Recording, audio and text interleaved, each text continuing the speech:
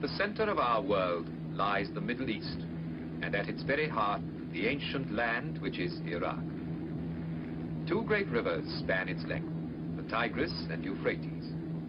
In the plain, made rich and fertile by their waters, the earliest civilizations known to man were born. Out of this ancient heritage, the citizens of one of the world's youngest nations are building a new life and a modern state.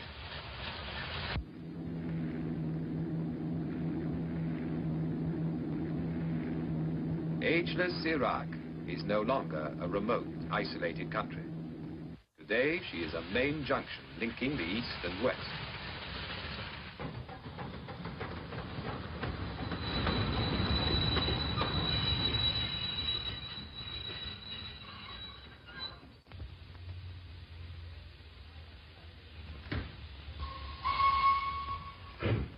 Her capital is Baghdad, a name that conjures up all the romance of Harun al-Rashid and the Arabian Nights of 1,000 years ago, when this was the fabulous capital of the Islamic world.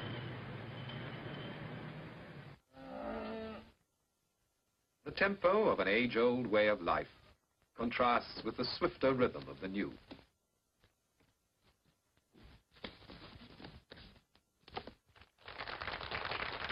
The 20th century has come to Baghdad, with steel and concrete, with shining cars and wide streets.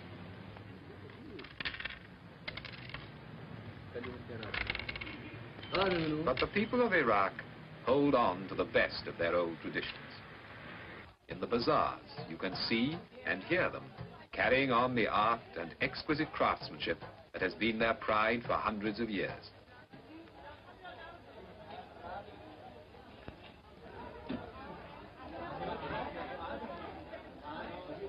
2,000 years before Christ, the world's first code of justice was laid down in the halls of Babylon.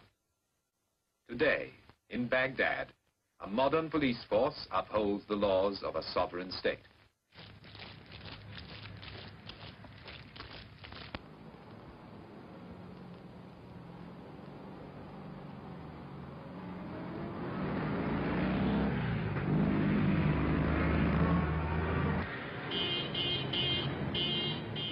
Today, the streets of the city are alive with the bustle of a young people who are taking back from the West the means to a brighter future. And in their enjoyment of sport, the same is true.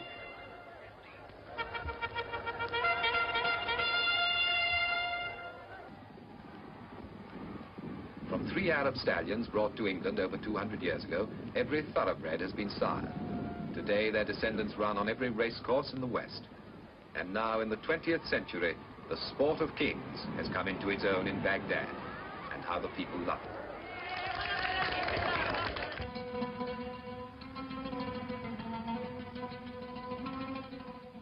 For the people of Iraq, the waters of the two great rivers, Tigris and Euphrates, are indeed the waters of life.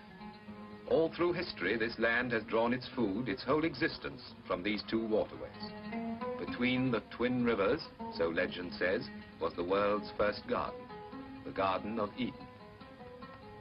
And here there is still the miracle of the water. With water, man has made the desert green with grain and vegetables, rich with spices and dates for all the world.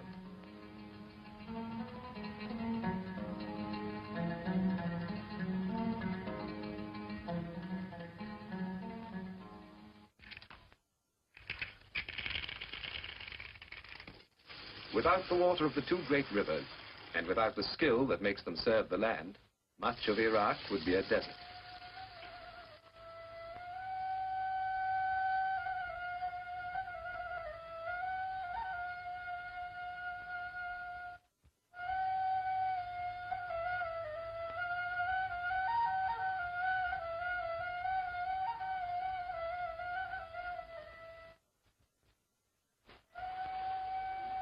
Only in the mountains and valleys of the north is there enough rain and snow to help the farmers cultivate their fields.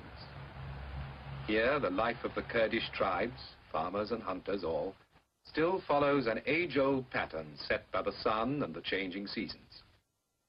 When you visit one of their villages, you begin to remember Jacob and his flocks, and Rebecca at the well.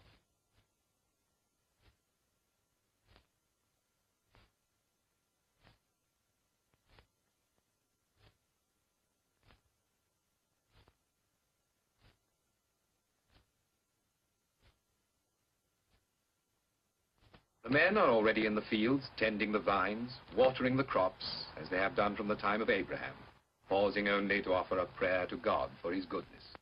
Allahu Akbar, Allahu Akbar. أشهد أن لا إله إلا الله. أشهد أن لا إله إلا الله. أشهد أن محمدا رسول الله. أشهد أن محمدا رسول الله. حي على الصلاة. حي على الصلاة.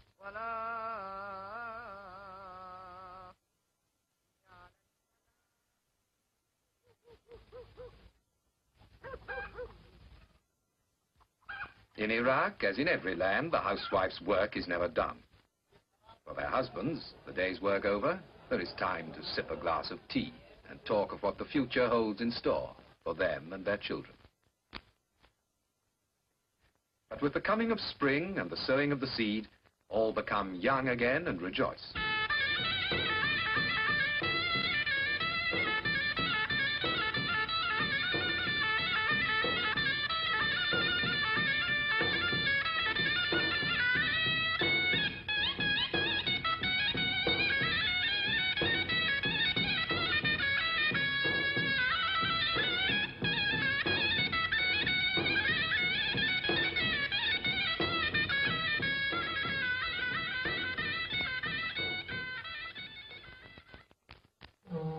From the cool mountains of the north, where the waters rise, down across the central plains to the burning heat of the Persian Gulf, where the twin rivers join in the Shatt al-Arab. Here lies the great port of Basra, at the crossroads of the world's trade. For generations, seafaring men have made this their port of call, and the fables of Sinbad the sailor were based on the stories they told. Today, the modern port of Basra is Iraq's waterway to the world. Ships laden with the goods of the new age sail out from the Persian Gulf to the Indian Ocean and the Far Orient. And the skies over Basra are thronged with the traffic of the air.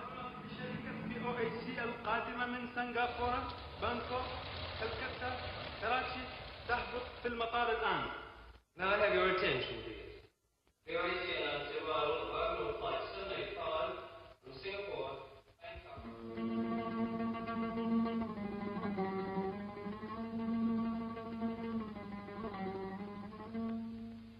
And yet, within a few minutes flying time of Basra, is a strangely different world. You're back in another age. Here, amid lakes and marshes, water has created a way of life all its own.